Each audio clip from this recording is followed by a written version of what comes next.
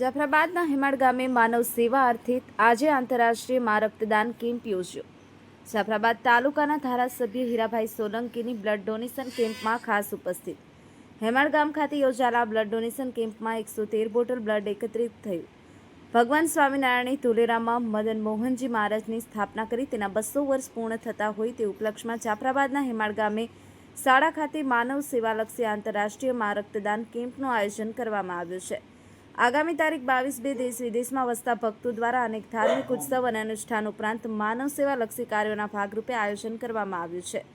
આ રક્તદાન કેમ્પ તારીખ 22/2/2026 રવિવારના રોજ એક સાથે એક સમયે રક્તદાન કેમ્પનું આયોજન થયું હતું, જેમાં હેમાળ ઉપરાંત સુરત, વલસાડ, નવસારી, બારડોલી, અંકલેશ્વર, નર્મદા, ભરૂચ, વડોદરા, ગોધરા, આણંદ, ખેડા, અમદાવાદ, બોટાદ, ભાવનગર, અમરેલી, જૂનાગઢ, રાજકોટ, જામનગર તેમજ મુંબઈ અને પુના સહિતના અનેક શહેરોમાં મોટી સંખ્યામાં શ્રદ્ધાળુઓએ રક્તદાન કર્યું।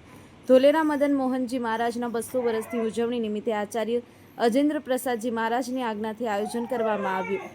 Mahadev times news, Jafrabad.